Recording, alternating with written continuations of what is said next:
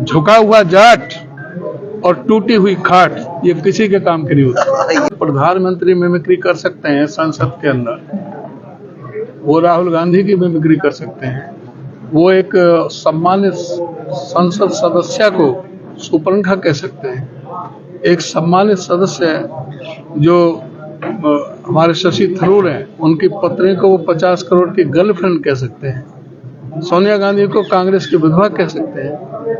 तो जिसको जैसा है, अगर बाहर सदन से बाहर किसी एमपी ने उनका रूप दिखाने का प्रयास किया तो उसमें काय का बाबेला मचा।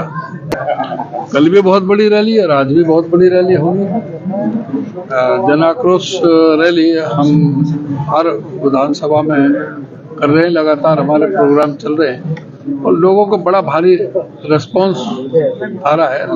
जब भी सभी जो जनता मन बना चुकी है सरकार को उखाड़ फेंकने के लिए, आज कांग्रेस पार्टी के साथ सभी लोग एकजुट है और इस सरकार को उखाड़ फेंकना चाहते हैं। इसके प्रोग्राम जो पॉलिसी है उनसे जो लोग बहुत बात। प्रधान जी, बार बार यही सवाल आएगा जब तक संगठन का गठन नहीं हो पाए। 9 साल में कांग्रेस क्यों नहीं गठन कर पा रही है? आपकी पार्टी के नेता बन जाएगा ना, अभी हफ्ते 2 दिन बन जाएगा, बहुत जल्दी। ये पेच क्या आ रहे हैं? कोई पेच नहीं है, आपने पहले ही पूछा था, इस सवाल को जवाब दे चुका हूँ जी। मीटिंग भी हो रही है, फिर भी सिर नहीं चढ़ पा रही। हाँ, मीटिंग हो रही है, मीटिंग में तो अब आप देख रहे हैं ना मीटिंगों में कितना रिस्पांस आ रहा है। मीटिंगों में जनता के मन में क्या है, जनता सारे बता रहे हैं। हुड्डा जी आ रहे हैं, आप आ रहे हैं, वहाँ तो रिस्पांस आ रहा है, लेकिन जिला स्तर पे जब भी कार्यक्रम आयोजित होते हैं वो खंडित होती नजर आती हैं आपके कार्यक्रम। नहीं, सारा एकजुट है। एक तरफ यहाँ पर आनंद सिंह डागी जी की जिम्मेदारी यहाँ पर लगा रखी थी जी, जो जिले के बारे में। अब ये अभी मुझे पता लगा है, तो उनसे बात करेंगे कि क्या कारण बना कि वो नहीं आ पाए या लोगों को मैसेज नहीं दे पाए। मैसेज देने की थी और अब जो है बहुत जल्दी संगठन बन जाएगा, फिर जो जिलाध्यक्ष बनेगा उसकी जिम्मेदारी रहा करेगी। एक तरफ बीजेपी का बहुत बड़ा कार्यालय है जिनके कांग्रेस पार्टी का कार्यालय नहीं, क्या कहेंगे? उनके पास में बहुत पैसा है, सारे पूंजीपति उनके पास है।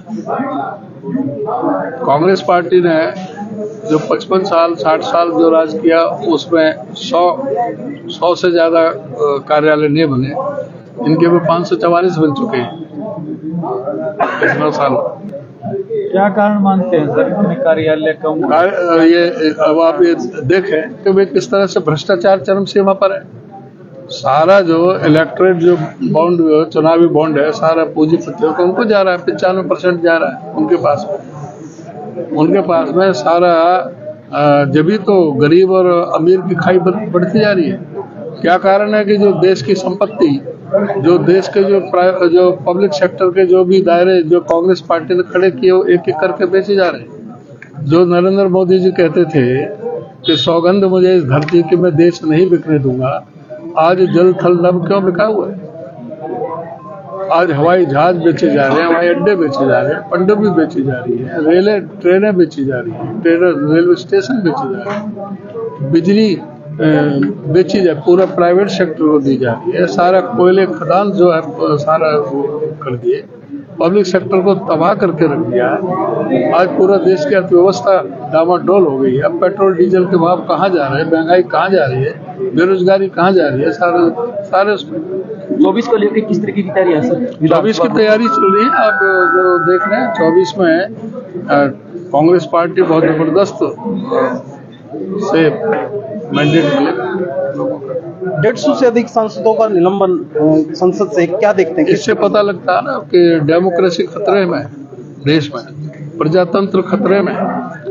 आज कोई सांसद अपनी आवाज को उठा नहीं सकता। संसद सदस्य को सदन में कोई अपनी बात रखता है तो उनको बाहर रख कर दिया जाता है। क्या मांग रहे थे 150 सांसद जो 140 सांसद जो सस्पेंड किए हैं, उनकी क्या मांग थी?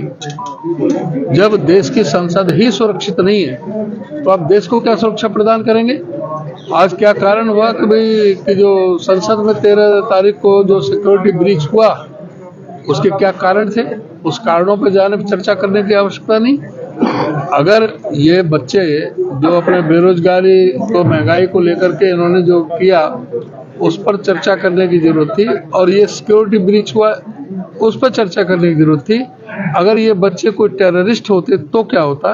जो ये स्मोक कैनिस्टर लेकर गए थे, अगर स्मोक कैनिस्टर की बजाय कोई केमिकल बम होता, कोई और कोई उसमें कुछ होता उनके पास में, जहरीली कोई उसमें गैस होती, तो कितना संसद के सदस्य और मंत्री वहां पर मारे जा सकते थे। तो जिन्होंने इसको इतना जो गंभीर मुद्दे को भी इन्होंने कोई जवाब देने के लिए तैयार नहीं है, ना प्रधानमंत्री ना गृह मंत्री। ब्रीच क्या उनके पक्ष में कांग्रेस बेरोजगारी का मुद्दा लेकर वो वहाँ प्रोटेस्ट कर रही थी? सिक्योरिटी ब्रीच करने वाले के पक्ष में नहीं है। सिक्योरिटी ब्रीच क्यों हुई ये गृह मंत्री बताए, प्रधानमंत्री बताए।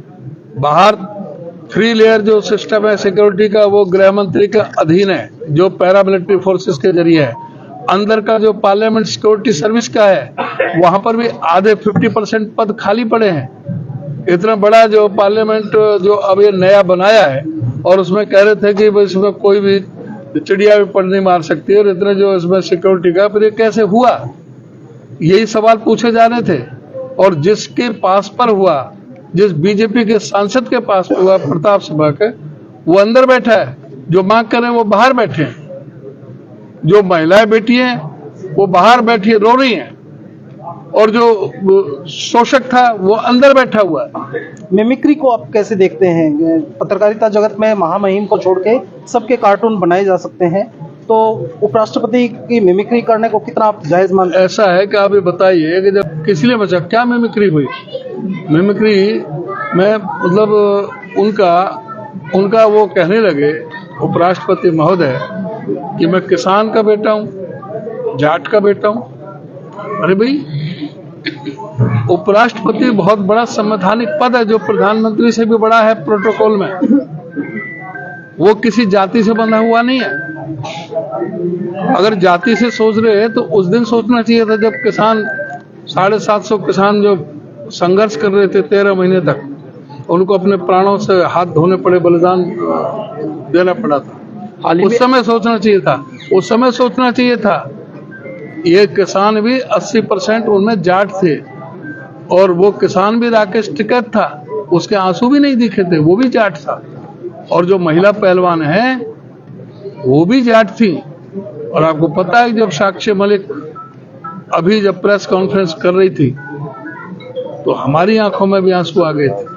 उस समय उपराष्ट्रपति जी को नहीं लगा कि ये भी जाट हैं, तब बात नहीं आई समझ। तो ये बातें जो ये सिर्फ राजनीतिक तौर से, एक बात और कहना चाहता हूँ,